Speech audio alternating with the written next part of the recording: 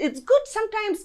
Sometimes it's good to go back to the basics and include print material, because people do still like to read books, not just online articles. They still like to hold brochures, and I think it's a great plus, in my opinion.